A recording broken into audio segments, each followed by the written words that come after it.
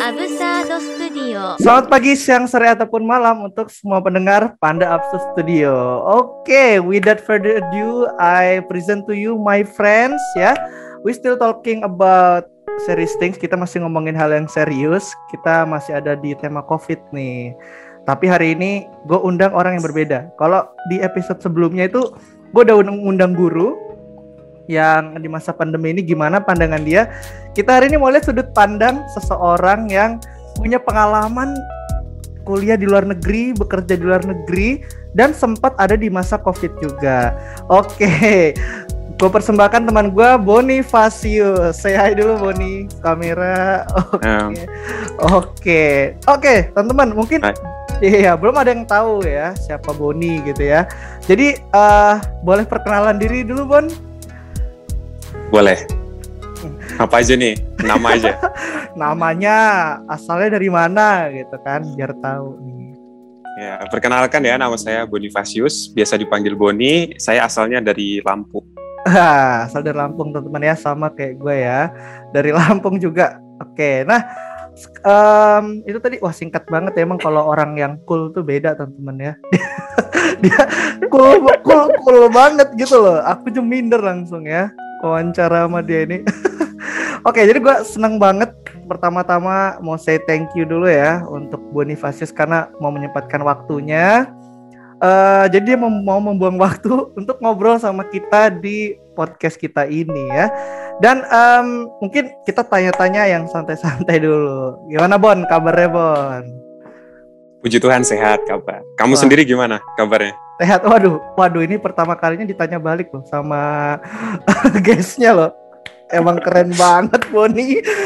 Iya, jadi kabar gue baik Bon, puji Tuhan. Jadi sekarang kita makanya masih bisa produktif ya. Kita bisa nge-podcast nih hari ini ya.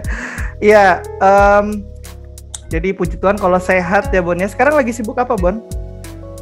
Ngomong-ngomong. Sekarang sibuk mau mempersiapkan lahan untuk penanaman singkong. Wah, keren banget Bon. Nih dari kapan rencana nih? Tiba-tiba rencana minggu depan kita mulai bajak lahannya itu. Terus nanti dipupuk, habis itu baru kita kasih stek batangnya. Wih, keren banget ya, kaget ya teman. Multi talent banget ya Boni. Itu udah maksudnya baru beli tanah. Jadi makanya mau bajak. Sebenarnya collab. Oh, collab. Oke. Collab sama Johan. Oh, sama Johan. Oke. Johan pulang ya berarti ya? Enggak, Johan masih di Jepang, tapi dia punya tanah kan. Cuman dia kasih kepercayaan ke aku kan. Udah Bon, mau diapain tuh lahannya gitu. Wih, keren banget ya collab. Dan soalnya masih di Jepang ya. Keren banget tuh collabnya keren loh. Ini masalahnya collab lahan. Kalau video udah biasa. Collab video YouTube. Iya. Wah, keren banget. Oh, berarti sekarang lagi sibuk-sibuknya ya, kurang lebih ya. Lumayan, persiapan banyak. Jadi ya berkecimpung di dunia pertanian. Selain persiapan lahan itu juga mau persiapin peternakan yang lebih besar lagi dari yang sebelumnya. Wah, buset, udah lama gak ngobrol, udah jadi orang hebat aja ini Boni ya. Amin. Wah, kita doakan ya teman-teman ya. Tamu kita ini luar biasa banget. Tapi kalau peternakan itu collab sama Johan juga atau itu pribadi tuh? Iya, lahannya punya Johan. Modalnya dari Johan, jadi aku sebagai penyelenggara aja gitu. Oh, oke. Buat informasi buat teman-teman yang belum tahu ya. Jadi Johan itu teman kami juga gitu ya. Jadi yang dekat, makanya dia bisa dapat kepercayaan. Nggak mungkin ya kalau nggak kenal terus dikasih lahan kayak gitu kan. Teman satu kelas. Teman satu kelas. Iya, bener juga. Iya, kita orang ini SMA-nya barengan. Dari kelas 1 ya, SMA. Walaupun sempat ditukar-tukar kelas ya. Ya Bon ya. Waduh. Wah, keren banget. Itu ada lagi nggak Bon? Tadi ada sibuk banget ya berarti ya. Ada tadi menyiapin lahan untuk pertanian ya. Terus lahan untuk peternakan juga. Oke, wah sibuk banget ya. Oke, wah thank you deh Bon. Ini semakin bersyukur saya bisa ngajak Boni ngobrol di tengah kesibukannya ya. Oke, wah. Nah, teman-teman, jadi kenapa sih kok gue ngundangnya Boni? Kalau kalian tadi denger tuh, sebenarnya tadi Boni udah kasih spill gitu. Tadi dia ngomong temennya ini yang namanya Johan di Jepang. Nah, ada apa sih dengan Jepang kayak gitu ya? Jadi dia ini adalah orang yang sudah berhasil lah menyelesaikan studinya di Jepang. Bener nggak, Bon? Benar. Iya, benar. Oke, iya jadi dia tuh pengalamannya udah pernah tinggal di sana. Berapa tahun, Bon, di Jepang? Kurang lebih 4 tahun. Kurang lebih 4 tahun. Nah, mungkin nggak banyak yang tahu nih. Di Jepang ini Boni apa aja sih yang dilakuin? Apa jalan-jalan doang 4 tahun? Nggak mungkin ya. Waduh, enggak. Ngapain aja tuh? Ya di sana tuh studi berangkat ke Jepang. Tapi itu bukan beasiswa ya, itu biaya mandiri.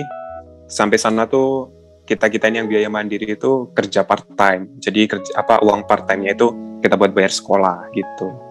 Jadi uang sendiri ya, Bon ya. Berarti banyak dong itu biaya yang dibutuhin untuk bisa kuliah di Jepang ya, kan di luar negeri itu. Lumayan, waktu pemberangkatan itu emang orang tua cukup bantu. Lumayan besar, tapi setelah sampai sana gitu orang tua udah lepas tangan, puji Tuhan. Jadi uangnya itu istilahnya membantu kalian ini yang mau ke Jepang, Boni ya di sini khususnya ya, untuk bisa sampai ke sana ya. Nah itu tadi katanya di sana part time ya, jadi maksud tujuan utamanya kuliah kan ya, mau belajar gitu ya, studi. Iya. Nah itu tadi ada kata part time. Nah mungkin ada yang belum tahu kali ya teman-teman, mungkin ada yang anak sekolah nih yang dengar ya kan. Part time itu apa sih, Boni? Part time itu kerja paruh waktu. Jadi kita itu digaji nggak kayak karyawan ya yang digaji mungkin per bulan atau per minggu. Tapi kalau kami ini part time itu gajinya per jam. Per 1 jam itu kita dikasih uang sekian gitu nominalnya. Setiap perusahaan gitu beda-beda. Oh, jadi dibayarnya gitu per jam ya? Oh, iya. Iya, istilahnya kayak kalau misalnya orang kerja tuh bukan pekerja tetap ya? Iya. Oke. Wah, part time apa nih yang Boni ambil pertama masuk? Part time pertama itu di pabrik pasta. Pabrik pasta. Ngapain bikin pasta aja tuh? Iya, ngerebus itunya, spaghettinya itu. Oh, ini nih kan kayak kayak gimana? Kayak ada boiler gitu kan, boiler gitu. Aku masukin ke boilernya gitu. Pasta yang masih lidi itu kan, dia dibikin kemasan bento itu loh, kemasan tinggal dimasukin ke microwave gitu, dipanasin aja. Oh iya ya, kayak kalau di Jepang kan terkenal sama makanannya instan ya, tinggal pakai microwave makan ya. Oh gitu. Nah ini mungkin yang penasaran ya, kan tadi berangkat ke Jepang dengan biaya pribadi, sampai sana itu harus langsung kerja. Nah ini yang itu gimana sih, maksudnya kerjanya kita cari sendiri atau udah ada yang bantuin di sana? Pertama kita dibantu dari sekolah, dicarikan sama sekolah, disalurkan. Nanti seiring berjalannya waktu, kita kan punya kenalan kakak kelas tuh, atau punya teman-teman yang lebih dulu datang ke Jepang. Itu kita bisa tanya-tanya kalau misalkan mau pindah, karena status kita part time kan, bukan karyawan. Jadi kita bisa pindah sesuai kemauan kita. Yang paling penting itu di Jepang, 1 bulan sebelum keluar kita harus bilang ke atasan. Oh gitu, jadi nggak bisa. Kuncinya juga, itu aja. Oh, nggak bisa dadakan banget ya. Pas saya mau keluar hari ini gitu, nggak bisa ya, Bang? Iya. Oh iya. Tergantung kesepakatannya sih perusahaannya gimana. Soalnya beda-beda. Oh, wah berarti kalau bisa dilihat dari sini, berarti memang kan nggak bisa sepenuhnya hidup sendiri ya. Dari berangkat ya kan? Dari berangkat aja tadi orang tua kita bantuin. Kayak maksudnya untuk biaya kita berangkat. Nggak mungkin tanpa uang kan? Ya mungkin beda lagi sama beasiswa pun pasti tetap butuh uang. Terus tadi nyampe sana tempat tinggal ada sekolah juga kan yang bantu ya istilahnya. Ada kakak kelas istilahnya senior kita ya, bantu kenalan buat cari-cari kerja kali ya istilahnya. Oke. Wah ini, nah itu dia teman-teman ya. Jadi singkatnya nih dari Boni, kenapa kok dia bisa ada di sini sekarang ngomongin soal yang ada di Jepang. Nah coba kita main rating ya Bon. Kan Boni udah kurang lebih 4 tahun nih Udah ada di Jepang. Nah itu menurut Boni dari 1 sampai 10 itu hidup di Jepang tuh berapa skornya? Tanpa membandingkan ya. 8. Wih, tinggi 8. juga ya. Tinggi juga. Kenapa tuh, Bon? Bisa 8, Bon? 8 karena di Jepang fasilitas ya yang jelas ya. Kita difasilitasi di sana sekalipun dalam tanda petik kita hidup di kampung. Oh, oke. Itu gimana tuh, Bon? Terus sampah ya. Terus sampah itu juga oke. Maksudnya bersih air gitu ya? Bersih di sana. Air bersih juga kita dapat, iya.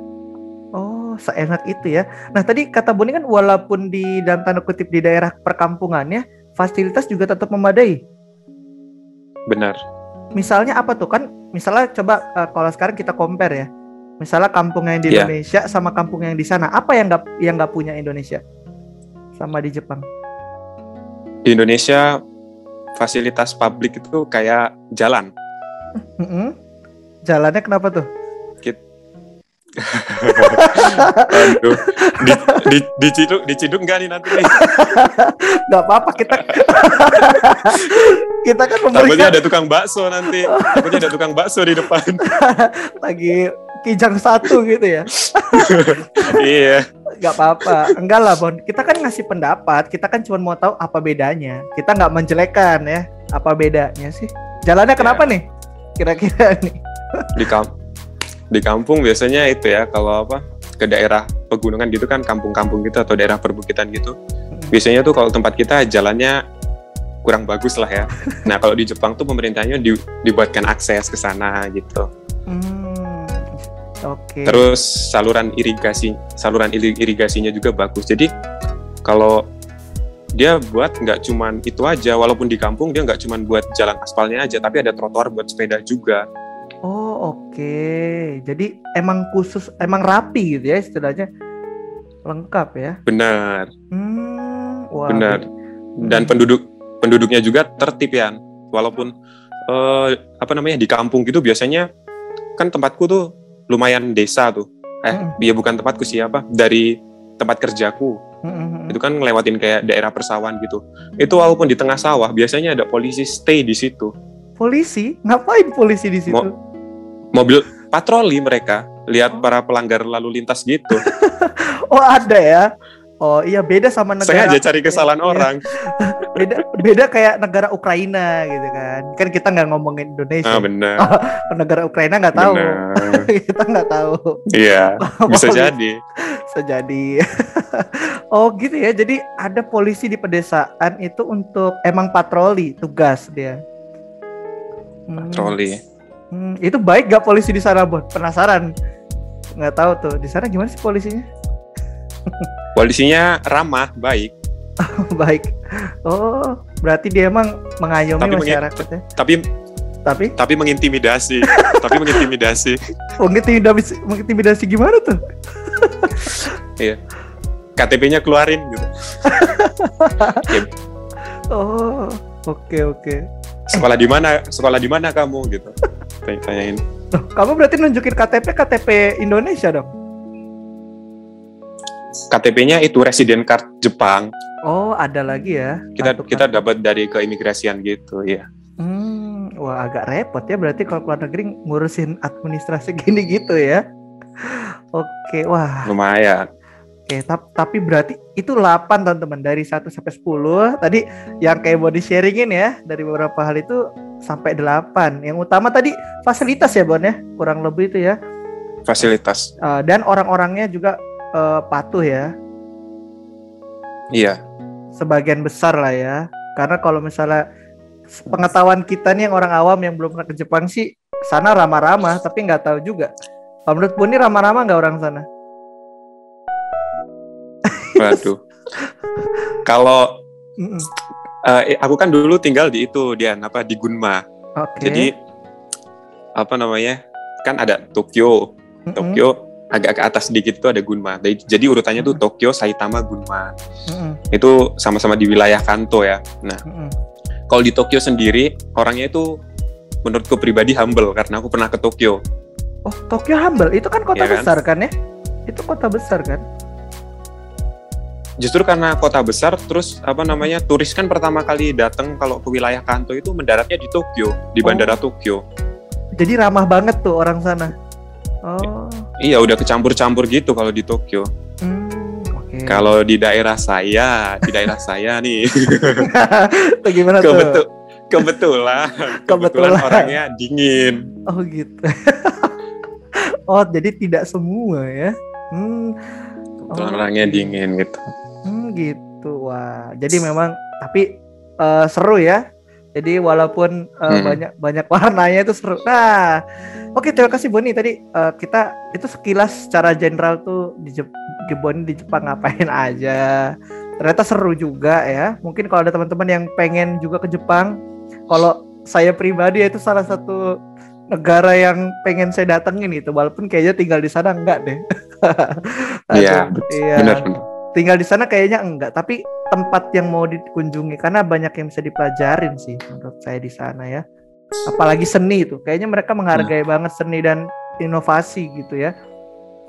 Nah iya Bon. Oke, nah sekarang ini Boni kan berarti udah lulus ya Bon ya?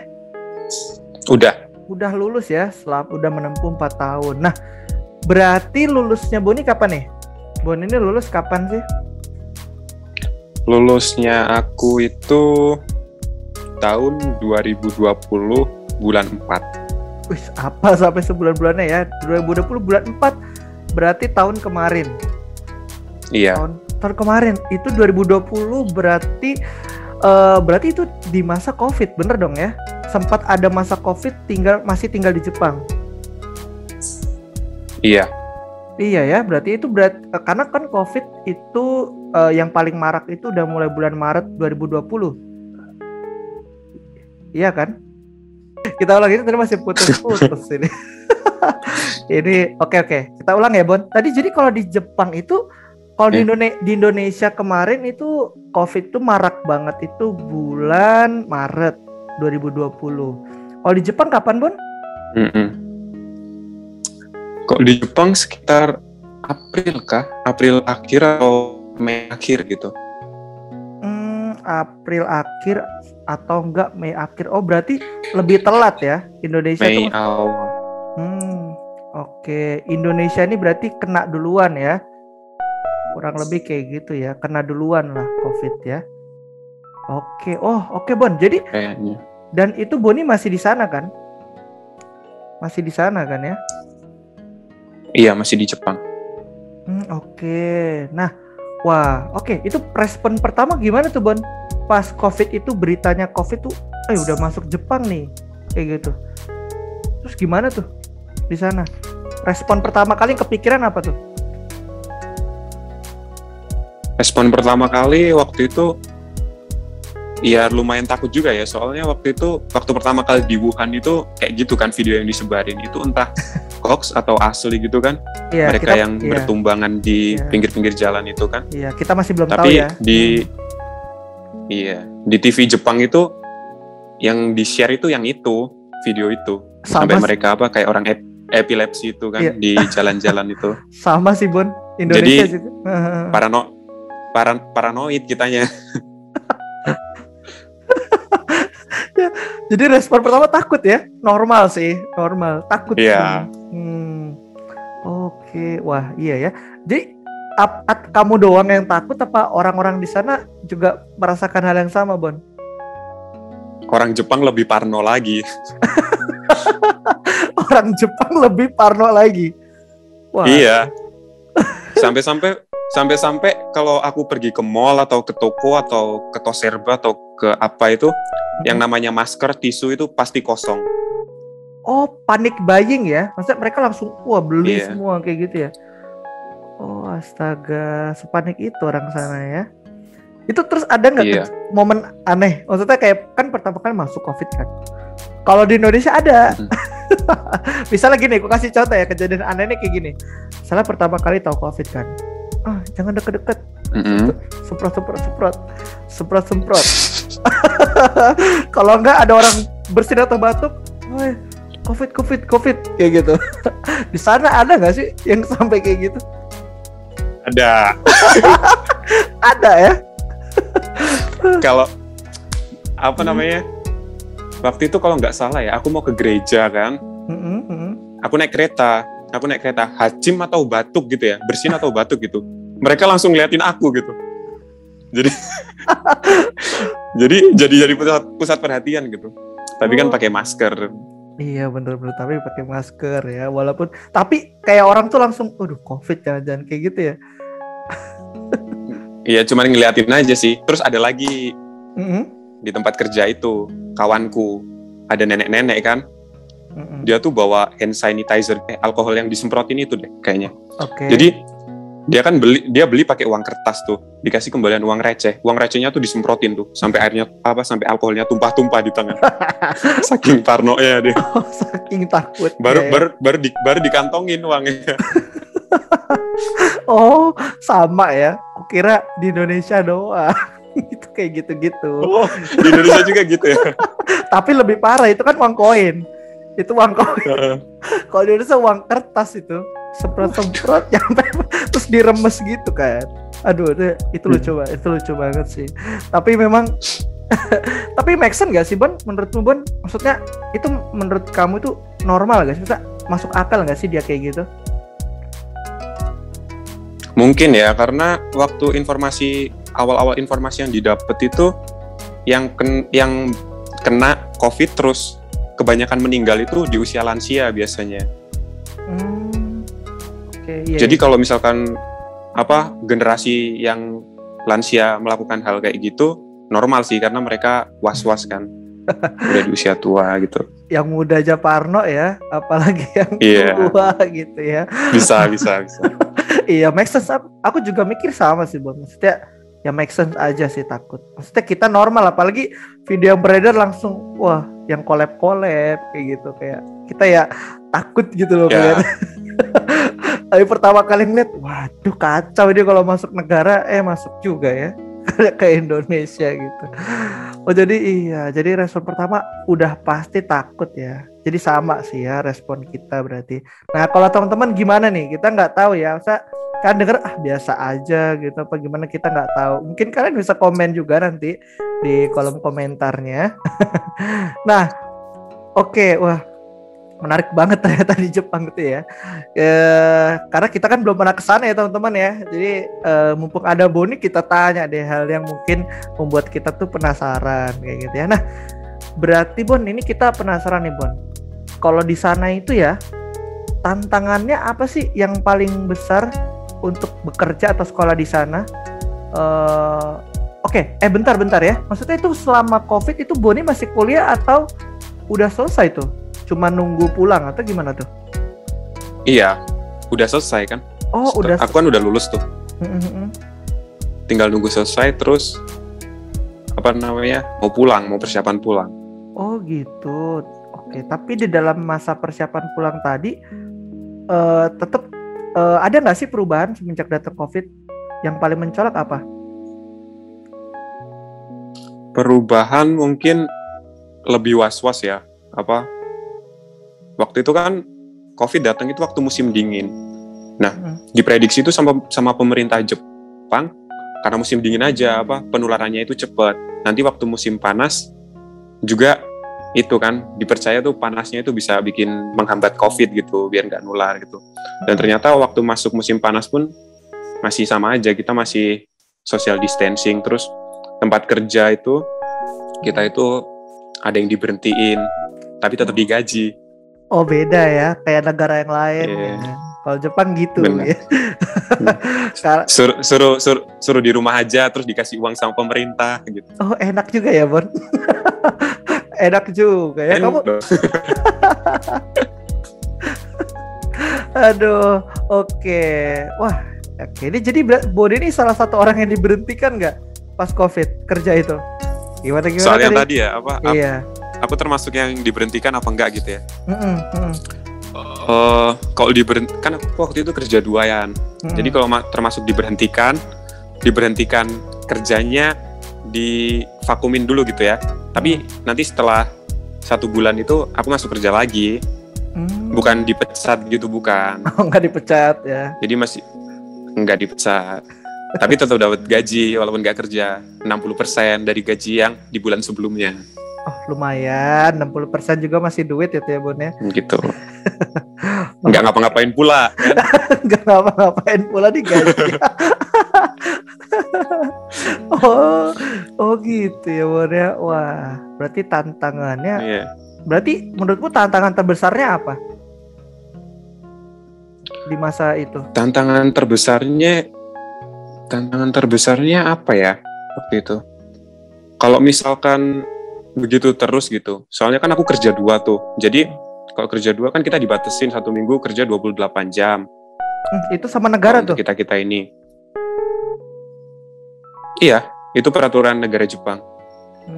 Untuk pelajar asing. Untuk pelajar asing, oke. 28 jam di dalam 1 minggu. 1 minggu. Terus yang aku takutin kan, aku kan kerja kan 2 nih.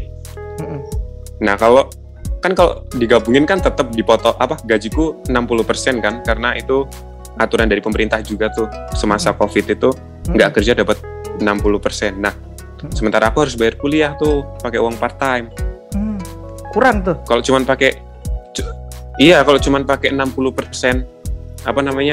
uang gaji yang aku kumpulin itu kurang. Oke.